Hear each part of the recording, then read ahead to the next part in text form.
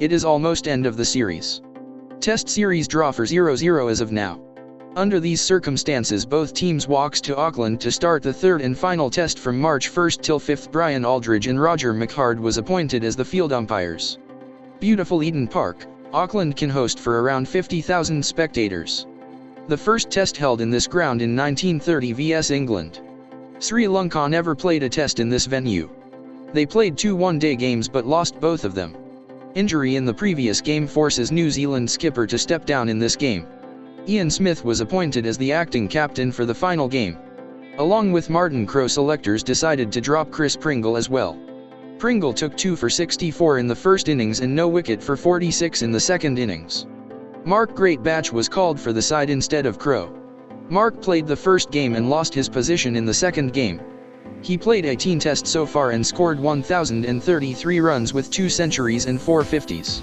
November 24, 1989, Chris Cairns made his test debut, but he was not called for the side after that game till date. He was not able to grab any wicket on that match against Australia but scored 29 runs with the bat. Sri Lankan skipper's injury in the second test was recovered. So, Sri Lanka decide to go unchanged. Charith and Chandika to open the innings, Asanka, Aravinda, Arjuna, Sanath to bat in middle, Hashan to keep wickets, Ashoka to act as the only spinner and finally, Green, Rumesh and Chandika to take care the pace department. New Zealand acting skipper Ian Smith won the toss and he decided to field first. Kiwi bowlers not let room Sri Lankan openers to settle. After building 34 for the first wicket, replacement bowler, Cairns took the opening wicket of Charith for 20. Charith scored run a ball in 31 minutes with 3 boundaries. Charith was Cairns. Chandika and Asanka put 27 for the second wicket, then Chandika goes for 13 with 1 boundary to Watson. 2 informed players Asanka and Aravinda built 71 runs for the third wicket. Asanka goes next for Cairns' first ever test victim. Asanka batted for 137 minutes, faces 105 balls and hit 7 boundaries for his 50 runs. This was his third 50 and second against New Zealand.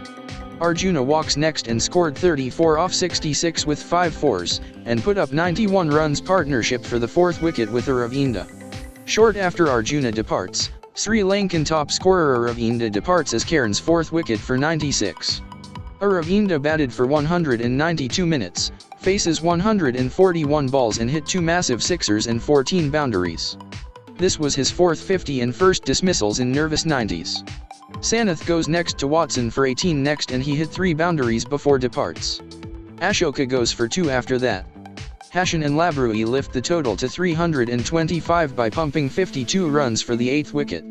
Towards the end of first day Hashan goes for 31 to Morrison. So, close of play Sri Lanka was 8 for 325. Labrooy batting superbly and he was not out at 41. Second day, Kiwis walks to the field to grab the remaining 2 wickets early as possible. But Sri Lankan tail having a different thought. Rumesh starts hitting all over the Eden and he scored dashing 18 off 11 balls with 6 and 2 boundaries. He and Labrooy put 31 for the 9th wicket and finally goes as Watson's 3rd wicket. Labrooy continues his hitting and finally got himself out after scoring 70 runs. He batted for 89 minutes, faces 80 balls and hit 2 sixers and 12 boundaries. It was his maiden test 50 after playing 11 innings and passes his previous best of 42 against England in 1988. So, after batting 105 overs, Sri Lanka managed to score 380 runs in the first innings. Cairns was the leading wicket taker and he grabbed 4 wickets for 136 runs. Watson took 3 for 81 and Morrison took 2 for 87. New Zealand came strong initially and they put solid 63 for the first wicket. Franklin contributes with 13 runs in 70 balls and goes to Rumesh as the first wicket. Jones joined Wright and lift the total till 139. Ashoka forced Jones to give a catch to Rumesh and finally, Sri Lanka removed Jones for 27 in 69 balls with 3 fours. Adding just 1 run to the total, Wright goes next for 84. He faces 168 balls in 213 minutes with 10 fours and a 6. It was Wright's 20th test 50. Ken joined Mark and put 30 runs stand to the 4th wicket, then Ken goes for 15 to Ashoka. Shane Thompson goes for leg before wicket to Chandika next for 1. At that time scoreboard shows as 5 for 172. Patel defends the wicket with Mark Greatbatch till the day is over. At stumps, Scorecard shows as 5 for 194. Greatbatch on not out 18 and Patel on 9 not out. During the first innings, Asanka and Rumesh took 2 wickets each so far. I'm afraid that today we've had rain stopping play in the test match. They began half an hour late. They went out for 45 minutes. About 12 overs were bowled. New Zealand getting through to 223 for 5. Let's take a look outside now and see what the weather conditions are like. And we can tell you that the rain, in fact, has stopped. The ground staff are out there doing a little bit of work to try and take the moisture off the top of the covers.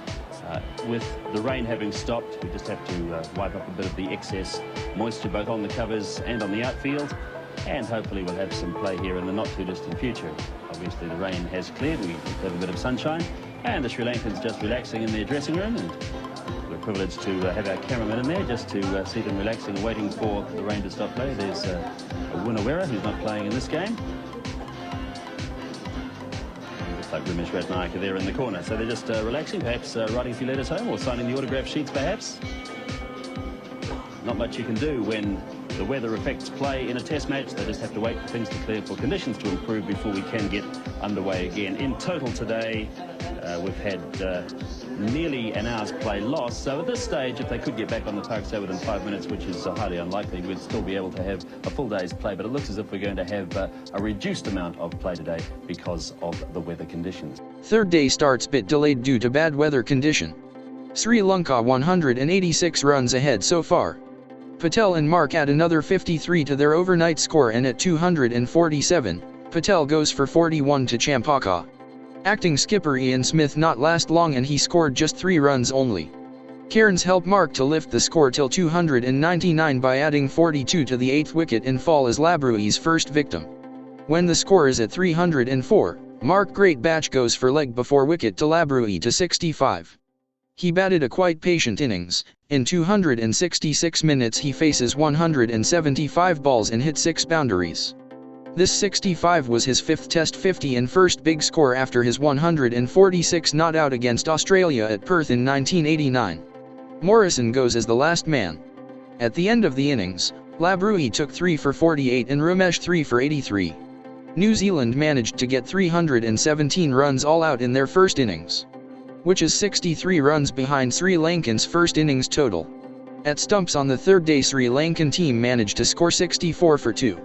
Chandika not out 16 and Aravinda on not out 5. Cairns took both the wickets. He got Cherith for 8 and informed batsman Asanka for 29. Even though they lost 2 wickets, Sri Lanka still 127 runs ahead of Kiwis. Fourth day starts. Aravinda and Chandika continue with their partnership. They bring the score till 201, by adding 145 runs for the third wicket. That was the third best partnership for the third wicket form Sri Lankan duo. Hathurasinghe scored 74 off 214 in 249 minutes with 12 fours. That was his second Test 50 and finally goes to Cairns. Next man Arjuna joined Aravinda and put another solid 75 for the fourth wicket. Aravinda misses his century in the first innings, scored 123 in the second innings. He batted for 261 minutes, faces 193 minutes and hit 5 sixers and 6 fours. That was his 5th Test 100. Also, this is the 19th occasion a player scored 190 in a same Test match. Tulip Mendes was the last man to join this elite club, and that was in 1984 against England at Lord's. After Aravinda departs, wicket starts fall in regular intervals. And finally, Sri Lankan innings collapse for 319. With a 6 and a 4, Arjuna scored 30. Rumesh hit 2 big sixers for his little cameo of 20. With the ball, Shane Thompson took 3 for 63. Star of the ball was Chris Cairns, who took 5 for 75. In the match he took 9 wickets, including his first 5 wickets haul. So, New Zealand was given a target of 383 to win the match and the series. New Zealand batted last session on the 4th day. They were able to save the day without letting any wicket fall. Wright was 12 not out and Franklin was 5 not out. And the close of play they were 18 for no wicket. Final day starts. Openers added 21 runs to the overnight score. After scoring 20 runs in 53 balls with 3 fours, in-form batsman Wright goes off Ramana Yake. After Wright departs, Franklin and Jones lift the total to 80. At this moment Labrooy removed Franklin for 31. He batted 135 minutes, faces 89 balls and hit 4 boundaries. Greatbatch not last long and he departs for 7 to Labrooy. To things even more difficult, Ken Rutherford goes next to Labrooy for 6. New Zealand scorecard shows 4 for 117 at that moment, and Sri Lankan team starting to sense their first ever overseas test victory. But Jones, who batted at one end, having different thought, with the help of Thomson he was able to build 100 runs stand for the 5th wicket. After scoring 73, Jones falls as Labrooy's 4th victim. He batted for 249 minutes, faces 219 balls and hit 4 fours. That was the last wicket of the day. Thomson and Patel batted till close of play. Patel was 16 not out. Thomson was the highest scorer. He batted for 169 minutes and scored 80 off 144 balls with a 6 and 8 fours. Finally, New Zealand scored 5 for 261. Labrooy balls beautifully and he took 4 wickets for 42. With that effort, match was ended up with a draw. With 90 and 100 in his belt, Aravinda de Silva was adjudicated as the man of the match. So, the test series ended up in a draw. Cricket series concluded with that game. Let's see closer look at series statistics in our final episode next.